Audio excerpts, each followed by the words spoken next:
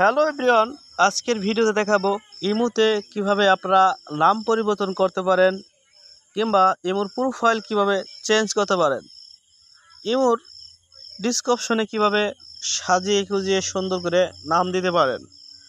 তো চলুন আমরা দেখে নেই।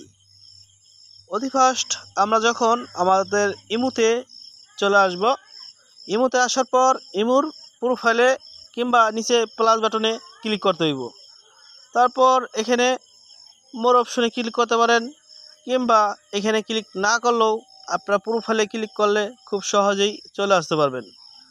প্রোফাইলে একটি ক্লিক করে দিলাম। তারপর এখানে দেখবেন একটা এরর মতো দেখতে কিংবা এই সীমানায় আপনারা একটা ট্যাপ করবেন। এটা ট্যাপ করলেই এখানে চলে আসতে পারবেন।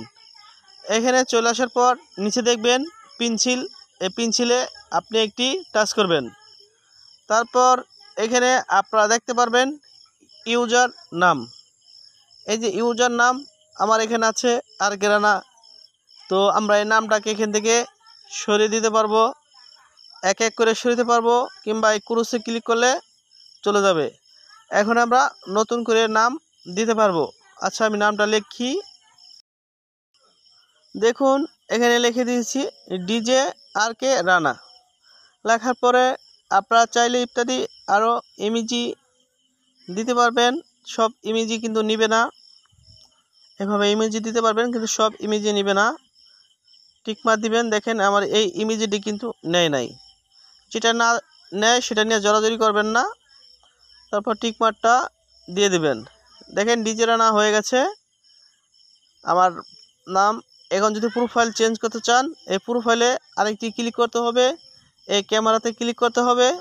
এখান থেকে কার্টুনের যে পিকগুলো আপনারা সেট করতে পারবেন। আর এই মাঝখানে যেটা আছে অপশন ক্যামেরা, এখান থেকে সরাসরি ছবি তুলে আপনি সেট করতে পারবেন।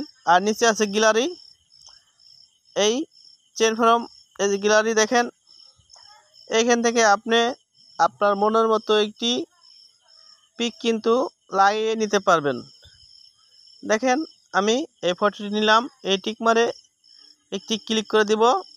দেখবেন আমাদের এই ছবিটি সেট আপ হয়ে গেছে। আমি রিকোয়েস্ট করব আমার এই ভিডিওতে একটি লাইক করে দিবেন, একটি কমেন্ট থাকবে ভিডিওটা কেমন লাগলো। ভালো থাকবেন, আল্লাহ হাফেজ।